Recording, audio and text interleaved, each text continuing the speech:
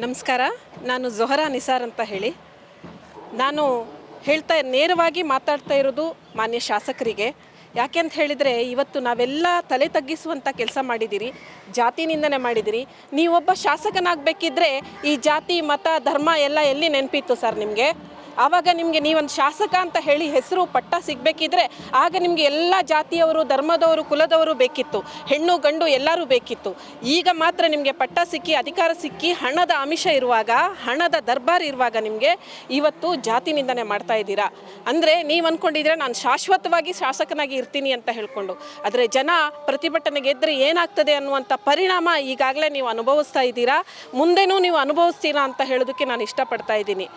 ಮಾನ್ಯ ಶಾಸಕರೇ, ನೀವು ಇವತ್ತು ಇದೇ ಒಂದು BJPಯಲ್ಲಿದ್ದೀರಾ. ಇವತ್ತು ನಿಮ್ಮ ಸ್ಥಾನದಲ್ಲಿ ಒಬ್ಬ ಮುಸಲ್ಮಾನ ನಿಂತು ಮಾತಾಡಿದರೆ ಏನಾಗ್ತಾ ಇತ್ತು? ಶೋಭಾ ಕರಂದ್ಲಾಜೆ ಮೇಡಮ್ ಅವರೇ, ನೀವೇನು ಹೇಳ್ತಾ ಇದ್ರಿ? ಹೆಣ್ಣು ಮಕ್ಕಳಿಗೆ ಅನ್ಯಾಯ ಆಗ್ತಾ ಇರುವಾಗ ನೀವು ಮಾತಾಡೋದಿಲ್ಲ, ಅದೇ ಒಂದು ಹಿಂದೂ ಮುಸಲ್ಮಾನರು ಬಂದು ಮಾತಾಡುವಾಗ ನೀವು ಅಲ್ಲಿ ಬಂದು ಆಗ ಬೆಂಕಿ ಹಚ್ಚುವಂಥ ಕೆಲಸಗಳನ್ನು ಮಾಡ್ತಿದ್ದೀರಾ. ಆದರೆ ನಾಗರಿಕನಾದವನು ತಿಳ್ಕೊಳ್ಬೇಕಾಗಿರೋದು ಇಷ್ಟೇ, ಯಾವತ್ತೂ ನಾನಿರುವ ಸ್ಥಾನಮಾನ ಉನ್ನತ ಮಟ್ಟದ್ದಿರ್ಬೋದು, ಆದರೆ ಆ ಸ್ಥಾನಮಾನಕ್ಕೆ ತಕ್ಕಂಥ ಗೌರವಯುತವಾದ ಮಾತನ್ನು ನೀವು ಆಡಬೇಕು ಶಾಸಕರೇ. ಇದು ಕೇವಲ ಮುನಿರತ್ನಮ್ಗೆ ಮಾತ್ರ ಅಲ್ಲ, ಇವತ್ತು ಅಧಿಕಾರದಲ್ಲಿರುವ ಎಲ್ಲ ಶಾಸಕರಿಗೂ ಕೂಡ ಹೆಣ್ಮಕ್ಳ ಪರವಾಗಿ ಹೇಳ್ತಾ ಇದ್ದೇನೆ, ಮಾತಾಡುವಾಗ ಜಾಗೃತಿಯಾಗಿರಬೇಕು. ಇವತ್ತು ಏನು ಇಲ್ಲಿ ಲೂಪ್ ಹೋಲ್ ಇದೆ ಅಂತ ಹೇಳಿದರೆ, ನಿಮ್ಮ ಮತ್ತು ಕಾಂಟ್ರಾಕ್ಟ್ ಮಧ್ಯೆ ಇರುವಂಥ ಆ ಏನು ಸಮಥಿಂಗ್ ಇದೆ, ಆ ಸಮಥಿಂಗ್ ಹೆಚ್ಚು ಕಮ್ಮಿ ಆದಾಗ ಇವತ್ತು ನೀವು ಈ ಥರ ಮಾತಾಡುವಂಥ ಪರಿಸ್ಥಿತಿ ಬಂದಿದೆ. ನೀವೇನೇ ದಾನ ಧರ್ಮ ಮಾಡಿರ್ಬೋದು, ನಿಮ್ಮ ಸ್ವಂತ ದುಡ್ಡಿಂದ ನೀವು ಮಾಡಿದ್ದೀರಾ ಅನ್ನುವಂಥ ಆತ್ಮವಿಮರ್ಶೆಯನ್ನು ನೀವು ಮಾಡ್ಕೊಳ್ಳಿ. ನೀವೊಬ್ಬ ಒಳ್ಳೆ ಶಾಸಕ ಅಂತ ನಾವು ಅಂದ್ಕೊಂಡಿದ್ವಿ, ಆದರೆ ನೀವು ಇಷ್ಟು ಕೀಳು ಮಟ್ಟದ ಕೆಳಮಟ್ಟದ ರಾಜಕಾರಣ ಶಾಸಕ ಅಂತ ಹೇಳಿ ನಾವು ಅಂದ್ಕೊಳ್ಳಿಲ್ಲ. ದಯವಿಟ್ಟು ಆತ್ಮವಿಮರ್ಶೆ ಮಾಡ್ಕೊಳ್ಳಿ ಶಾಸಕರೇ, ಮಾನ್ಯ ಶಾಸಕರೇ. ನೀವೇನು ಮಾಡಿದ್ದೀರಾ ಅನ್ನುವಂಥದ್ರ ಬಗ್ಗೆ ನೀವೇ ಯೋಚನೆ ಮಾಡಿ, ನಿಮ್ಮ ಪಟ್ಟದಿಂದ ನೀವೇ ಇಳಿದು ಹೋಗೋದು ನಿಮಗೆ ಒಂದು ರೀತಿಯ ಗೌರವ ಅಂತ ಅಂದ್ಕೊಳ್ತೇನೆ.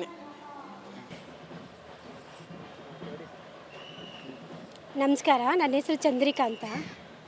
ನಾವು ಇವತ್ತು ಪ್ರತಿಭಟನೆ ಮಾಡ್ತಾ ಇರೋ ವಿಷಯ ಅಂದರೆ, ಈ ಮುನಿರತ್ನಮ್ ಏನು ಮಾತಾಡಿದ್ದಾರೆ ಅವರು ಹೆಣ್ಣು ಮಕ್ಕಳಿಗೆ, ಇವತ್ತು ನಮಗೆ ಭಯ ಆಗ್ತಾಯಿದೆ. ಇವಾಗ ನಾವು ಒಂದು ರಾಜಕಾರಣದಲ್ಲಿದ್ದೀವಿ, ರಾಜಕಾರಣಕ್ಕೆ ಹೋಗ್ಬೇಕಂದ್ರೆ ಇವಾಗ ಭಯ ಆಗ್ತಾಯಿದೆ. ಯಾವ ಥರ ಹೋಗ್ಬೇಕು, ಈ ಥರ ಇದ್ದಾರಲ್ಲ ಅಂತ. ಈ ಥರ ಇವರೊಬ್ಬರನ್ನ ನಾವು ಸುಮ್ಮನೆ ಬಿಟ್ಟರೆ ನಾಳೆ ನಮಗೆ ಉಳಿಗಾಲ ಇಲ್ಲ, ಹೆಣ್ಣು ಮಕ್ಕಳಿಗೆ ಉಳಿಗಾಲ ಇಲ್ಲ.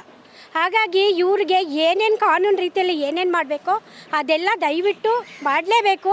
ನಮಗೆ ಹೆಣ್ಣು ಮಕ್ಕಳಿಗೆ ರಕ್ಷಣೆ ಬೇಕಂದರೆ ನಾಳೆ ದಿನ ಒಬ್ಬ ಯೋಚನೆ ಮಾಡಬೇಕು. ಈ ಥರ ಮಾತಾಡ್ಬೇಕಾರೆ ಹೆಣ್ಣು ಮಕ್ಕಳಿಗೆ ಅವ್ರಿಗೂ ಅಕ್ಕ ತಂಗಿ ಇಲ್ವಾ, ಆ ತಾಯಿ ಇಲ್ವಾ, ಹೆಂಡತಿ ಇಲ್ವಾ? ಅದು ಹೇಗೆ ಅವ್ರು ಆ ಥರ ಮಾತಾಡಿದ್ರು? ಮನುಷ್ಯತ್ವ ಇಲ್ವಾ? ಈಗ ನಾವು ಹೆಣ್ಮಕ್ಳು ಫೀಲ್ಡಲ್ಲಿ ಇರ್ತೀವಿ, ವರ್ಕ್ ಮಾಡ್ತಾ ಇರ್ತೀವಿ, ನಮ್ಗೆ ಯಾರು ಧೈರ್ಯ ಕೊಡ್ತಾರೆ? ಇವಾಗ ಒಬ್ಬರು ಶಾಸಕರಾಗಿ ಹಂಗೆ ಮಾತಾಡಿದ್ರು ಅಂದಮೇಲೆ ನಾವು ಯಾವ ಫೀಲ್ಡ್ಗೆ ಹೋಗಿ ಕೆಲಸ ಮಾಡಬೇಕು ಹೇಳಿ? ಯಾವ ಥರ ಹೋಗಿ ಕೆಲಸ ಮಾಡಬೇಕು? ಜೀವ ಕೈಯಲ್ಲಿ ಇಟ್ಕೊಂಡು ಕೆಲಸ ಮಾಡಬೇಕಾ? ಅವ್ರಿಗೆ ಅಕ್ಕ ತಂಗಿ ಇಲ್ವಾ, ತಾಯಿ ಇಲ್ವಾ? ಅವರು ತಾಯಿ ಹೊಟ್ಟೆಯಿಂದ ಹುಟ್ಟಿ ಬಂದಿದ್ದಾರೆ ತಾನೇ ಅವರು. ಹಾಗಾಗಿ ನಾವು ಪ್ರತಿಭಟನೆ ನಿರಂತರವಾಗಿ ಮಾಡ್ತೀವಿ.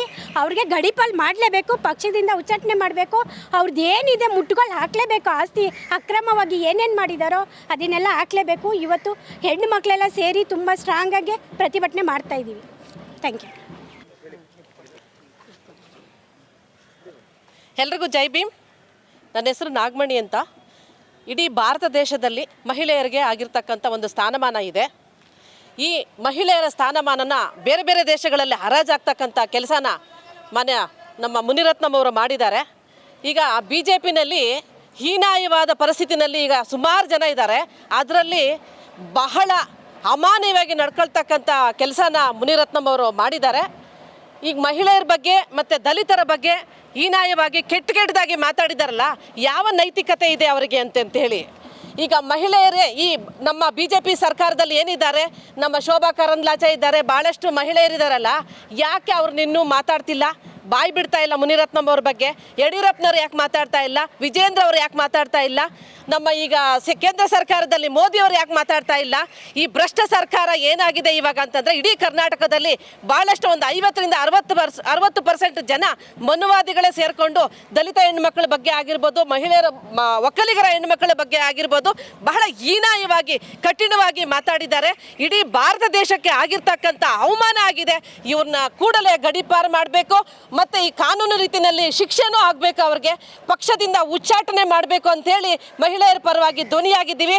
ಒಂದು ಪಕ್ಷ ಈಗ ಜೈಲಲ್ಲಿ ಏನಿದ್ದಾರೆ ಅವರನ್ನು ರಕ್ಷಣೆ ಮಾಡ್ತಕ್ಕಂಥ ಕೆಲಸನ ಸರ್ಕಾರ ಯಾವುದೇ ರೀತಿಯಲ್ಲಿ ಮಾಡಬಾರ್ದು, ಅವರನ್ನು ಹಲ್ಲೆನೆ ಕೊಳೆಯೋ ಥರ ಮಾಡಬೇಕು, ಮಹಿಳೆಯರ ಮುಖನೂ ಸಹ ನೋಡಬಾರ್ದು ಅನ್ನೋ ನಿಟ್ಟಿನಲ್ಲಿ ಅವ್ರಿಗೆ ಕಠಿಣವಾದ ಕಾನೂನು ರೀತಿಯಲ್ಲಿ ಶಿಕ್ಷೆ ಆಗಬೇಕು ಅಂತೇಳಿ ಈ ರೀತಿಯಾಗಿ ನಾವು ಘೋಷಣೆ ಕೂಗ್ತಾ ಇದ್ದೀವಿ ಅಂತೇಳಿ ಹೇಳ್ತಾ ಇದ್ದೀನಿ. ಜೈ ಭೀಮ್.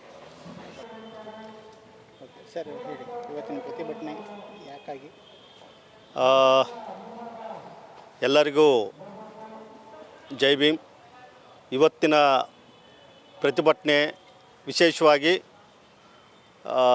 ದಲಿತ, ಹಿಂದುಳಿದ, ಅಲ್ಪಸಂಖ್ಯಾತ, ವಿಶೇಷವಾಗಿ ಮಹಿಳಾ ಸಮುದಾಯಗಳನ್ನು ಐಕ್ಯತೆಗೊಳಿಸುವುದರ ಮೂಲಕ ಏನು ಮುನಿರತ್ನಂ ನಾಯ್ಡು ಒಬ್ಬ ಶಾಸಕ ಇವತ್ತು ಇಡೀ ದಲಿತ ಮತ್ತು ಶೂದ್ರ ಸಮುದಾಯಗಳ ಬಗ್ಗೆ ಅತ್ಯಂತ ಅವಹೇಳನಕಾರಿಯಾಗಿ, ವಿಶೇಷವಾಗಿ ಮಹಿಳಾ ಸಮುದಾಯಗಳ ಬಗ್ಗೆ ತಾಯಿ, ಅಕ್ಕ, ತಂಗಿ ಅನ್ನುವಂಥ ಕನಿಷ್ಠ ಮಟ್ಟದ ಸಂಸ್ಕೃತಿ ಇಲ್ಲದಂಥ ಈ ಮನುಷ್ಯ ಈ ಸಮುದಾಯಗಳನ್ನು ಅತ್ಯಂತ ಹೀನಾಯವಾಗಿ ಹೀಯಾಳಿಸಿ ಅವಮಾನ ಮಾಡಿದ್ದಾರೆ. ಇದು ಈ ಸಮುದಾಯಗಳಿಗೆ ಮಾತ್ರ ಅಲ್ಲ, ಈ ನಾಡಿನ ಎಲ್ಲ ನಾಗರಿಕ ಸಮುದಾಯಕ್ಕೆ ಏನು ಅವಮಾನವನ್ನು ಮಾಡಿದ್ದಾರೆ.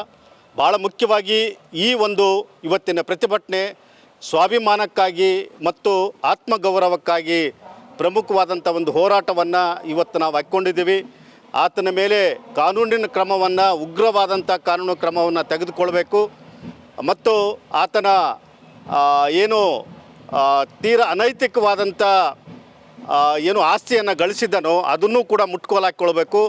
ಆತನ್ನು ಕಾನೂನಾತ್ಮಕವಾಗಿ ಕರ್ನಾಟಕದಿಂದ ಗಡೀಪಾರು ಮಾಡಬೇಕು ಮತ್ತು ಆತನ ಏನು ಇಡೀ ದಲಿತ ಸಮುದಾಯಗಳ ಮೇಲೆ, ಮಹಿಳೆಯರ ಮೇಲೆ ಏನು ತೀರ ಅತ್ಯಂತ ಅಮಾನಕಾರಿಯಾದಂಥ ಒಂದು ಏನು ಮಾತುಗಳನ್ನು ಆಡಿದನೋ ಅದಕ್ಕೆ ಯಾವುದೇ ಕಾರಣಕ್ಕೂ ರಾಜ್ಯ ಸರ್ಕಾರ ಮಧ್ಯಸ್ಥಿಕೆ ವಹಿಸಿಕೊಂಡು ಆತನಿಗೆ ಬೇಲ ಆಗಲಾರ್ದಂಗೆ ನೋಡಿಕೊಳ್ಬೇಕು. ಯಾಕಂದರೆ ಬೇಲ ಆದರೆ ಇಲ್ಲಿ ಕಾನೂನು ಸುವ್ಯವಸ್ಥೆ ಆಗುವಂಥ ಸಂದರ್ಭಗಳಿದ್ದಾವೆ. ಹಾಗಾಗಿ ಆತನ ಮೇಲೆ ಕಠಿಣ ಕ್ರಮವನ್ನು ವಹಿಸಬೇಕು.